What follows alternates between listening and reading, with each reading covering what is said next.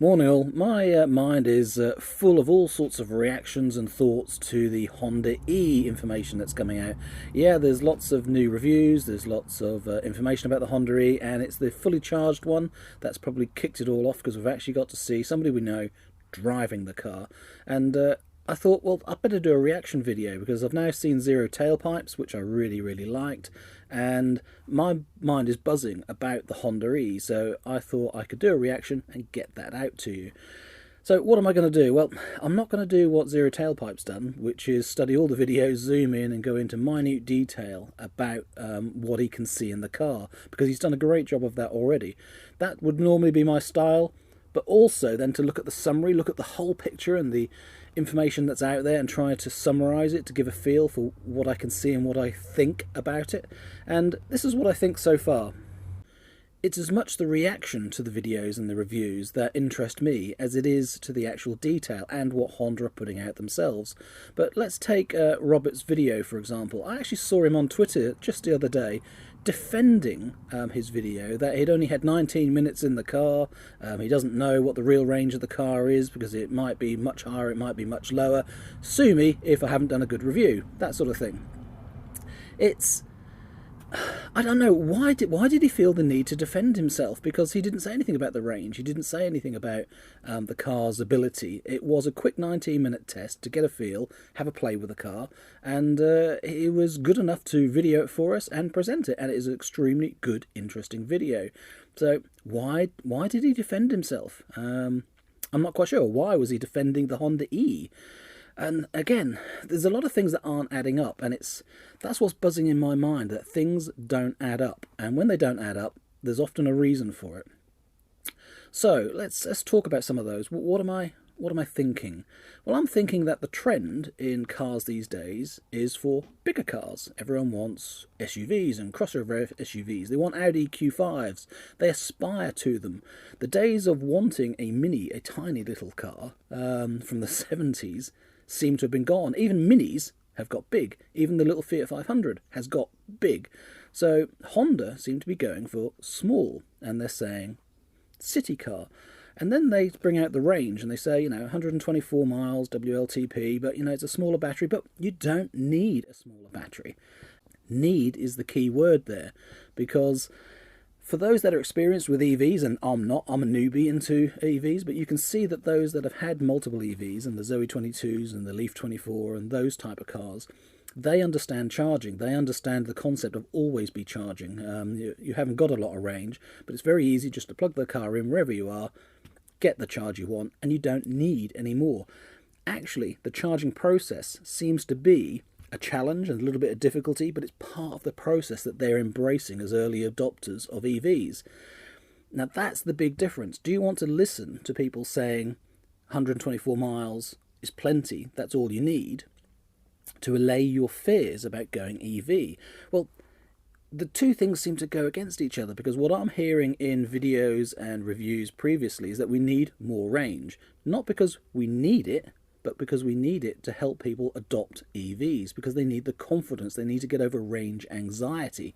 So the need for a larger battery isn't just about how far you're going to go in a single trip, because in reality a smaller battery will do. Why carry around a larger battery with more weight and more cost, a significant portion of the cost of the car?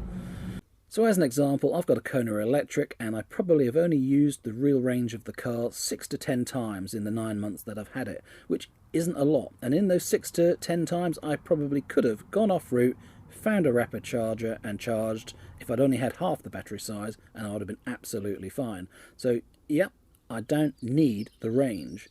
But the extra size of the battery and the range has helped in many other ways. It's helped because I'm charging from solar. So I'm charging slowly. So if the sun isn't shining for 2 or 3 days, there's enough charge in the battery for me to keep using the car and it not to run out. So it's more like a traditional ICE car then. There's enough capacity that you can use it for multiple days and you don't have to worry about filling it up. Susan just said to me the other day, can I get to Melton Mowbray in the car? I don't really fancy having to do a charge. Can I get there and back in one go? And it's about having enough range to do it. If her second car on the driveway was a Honda E, and she'd have to charge 2 or 3 times on that trip, it would put her off completely doing the trip. So for some people that aren't familiar with charging and aren't comfortable yet, it's not something you actually want to do. So I know EV enthusiasts are saying, you should embrace it because it's not difficult. I understand that. But I look at it practically from my point of view and the point of view of the general public, every other person. And charging is not something you want to do. You don't want to actually have to charge. That's the reality. I mean, we can't hide that fact. It's easy to charge your car when it's on your driveway, and therefore charging is not a problem. And 95% of the time, that's absolutely perfect. You charge at home, you do all your driving, and that's how I do my charging. I very, very rarely ever use public charging. So that's what makes EVs brilliant. What makes EVs not so good is when you're having to cover large distance miles and your car doesn't go that far, so you've got to go and find a charger, and you don't want to sit there for ages and ages, so you find a faster charger. And that is what you're trying to do. You're trying to locate faster chargers, get charged quickly, and get round your trip. It's a hassle, and you don't really want to have to do it. So having a car with a lower range does limit you, but it flies against the example of we need more range and we need bigger batteries to give confidence to get people to go electric. So to change that story and now say, oh, you don't need that range, it seems to be going back to the beginning. It seems to be going back to the early adopter times. And why? Why is that happening when the trend is for bigger cars and for SUVs? The trend is we need a bigger battery to give more confidence. The trend is you expect new and greater things from each EV that comes up. Instead of 150 miles range, it's 180. It is all about range. EVs are about range. That's what you associate with it. So to bring out a product that isn't good at the one key thing that everyone's looking at with new EVs, yeah, it's very brave of Honda, isn't it? So what are they up to? So they say it's a city car. And for me, right, okay, so a city car doesn't need a big range. You're only going to do 5, 10, 20 miles a day. You really don't need that range. That's a week's worth in the battery. But a smaller battery needs charging right to the top to give you confidence, and because you're not going to charge very often, you're going to run it down low, so you are going to overuse that battery more than you would if you had a bigger one. So then you're back into the fears of, well, how is it managed, and will it degrade in time? Because if it degrades in 2, 3, 4 years time, that car won't be worth as much if all it does is 50-mile range in the winter with the heaters on.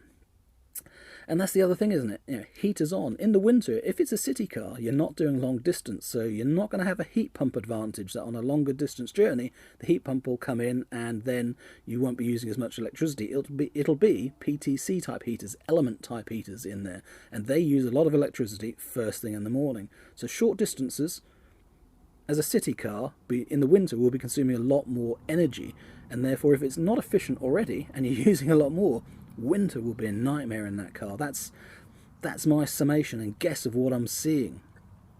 If I was seeing a new advert for a new city car with a low range coming out, what I would expect is there to be a contrast, something to balance that argument that it hasn't got a big battery, it hasn't got a big range, because it doesn't need it, because I'd expect something like it's got a 400 volt electrical system, and that means when you plug it into a charger, you're going to get 200 miles an hour charging, and if you only need 100, that's half an hour. You can fill the whole thing in half an hour. So in reality, you can do a top up in 10-15 minutes. That is what a city car should be like, because if you're going to have a small range, what you want is no inconvenience for charging. You're going to be in an apartment parking on street without charging, so you're going to have to go to a public charger somewhere to charge this thing, and when you do that, you do not want to be waiting. So the balance to a lower range EV should be in the future faster charging and bringing more faster charging into the city environment.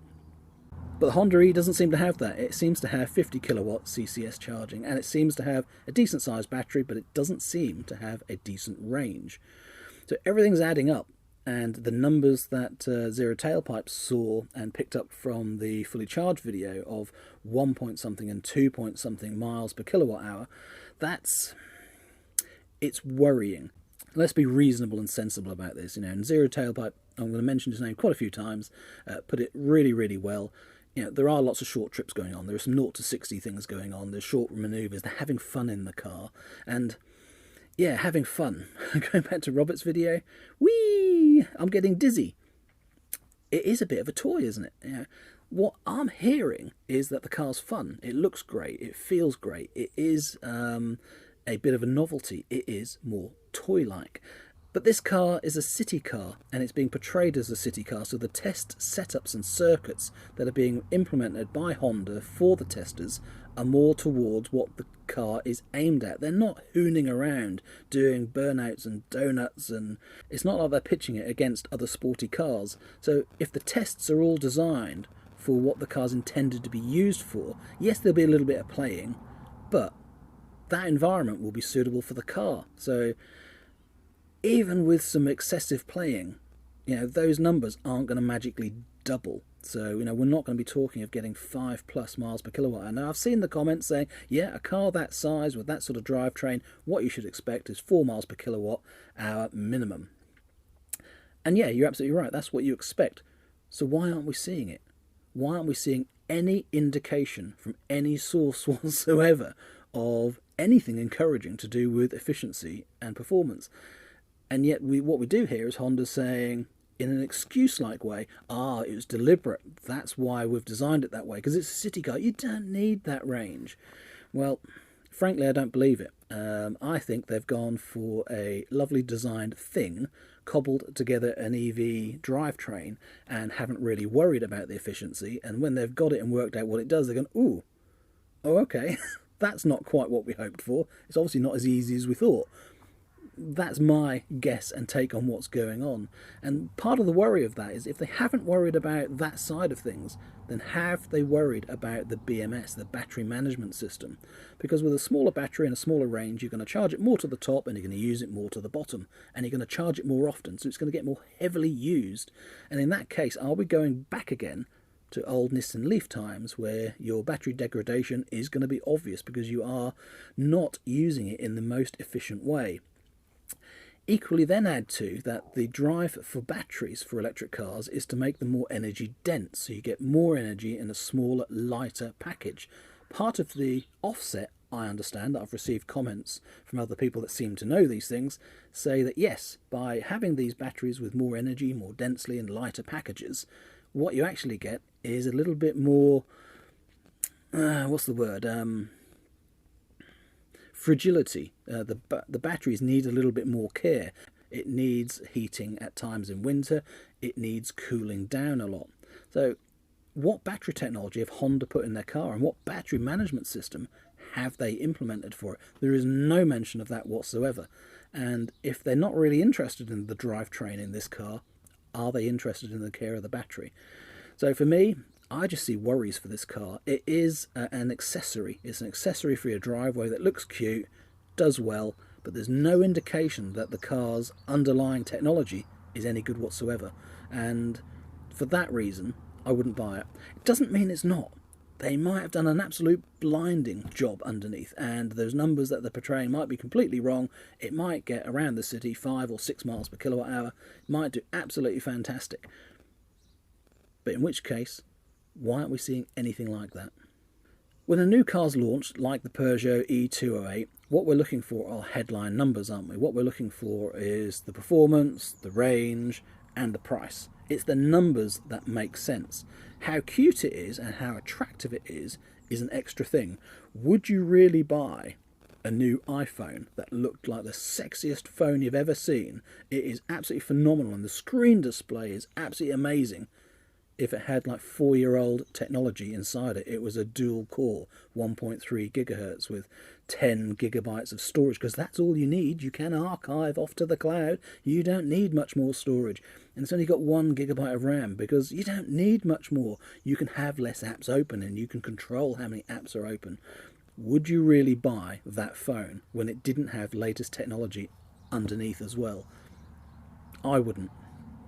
So yes, I'm being negative. Yes, this is a critical video of the Honda E, because to me, it doesn't add up. There's something missing, and either Honda are doing a terrible job of releasing information to whet our appetites, or they believe, and the car is, selling itself on how it looks. That's my thoughts, that's my reaction. Yeah, I'm probably going to get some ugly comments now, aren't I, saying that you've ordered one, or I'm absolutely wrong, I shouldn't say this, I shouldn't say that. So yeah, shoot me down if you like, but no, the Honda E looks like a flawed design to me, and I wouldn't go near it at all. As always, thanks for watching, thanks for putting up with me, and if you like the video, click subscribe and there'll be more videos coming soon. Thanks for watching everyone, see you again soon. Bye bye.